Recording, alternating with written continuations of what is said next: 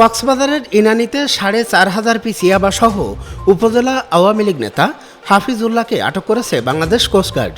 আটক হাফিজুল্লাহ টেকনাফ সদর ইউনিয়নের ৩ নম্বর ওয়ার্ড ডেইলপাড়ার মৃত তৈয়ম গুলালের ছেলে।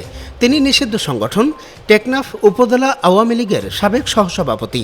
এ নিয়ে কোস্টগার্ড পূর্বজনের মিডিয়া কর্মকর্তা লেফটেন্যান্ট কমান্ডার বিএন সুমন আল মুকিত বলেন, কক্সবাজারের ইনানী মেরিন ড্রাইভ সংলগ্ন এলাকায় ২৪ জুলাই ২০২৬ তারিখ শুক্রবার সকাল ১০টায় কোস্টগার্ড স্টেশন ইনানী কর্তৃক গোপন সংবাদের ভিত্তিতে একটি বিশেষ অভিযান পরিচালনা করা হয়। অভিযান চলাকালীন ওই এলাকায় টেকনাফ থেকে কক্সবাজারগামী একটি যাত্রীবাহী বাসে তল্লাশি চালিয়ে প্রায় ২২,৫০,০০০ টাকা মূল্যের ৪,৫০০ পিস ইয়াবা সহ হাফিজ উল্লাহকে আটক করা হয়। জব্দকৃত ইয়াবা ও আটক মাদক কারবারির বিরুদ্ধে পরবর্তী আইনানুগ ব্যবস্থা গ্রহণের কার্যক্রম প্রক্রিয়াধীন রয়েছে।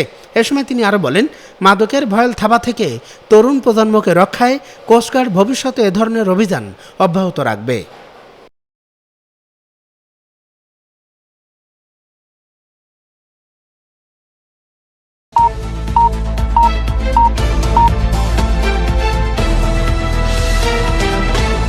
আটচল্লিশ বাংলা টিভি, বাংলা ও বাঙালির কথা বলে।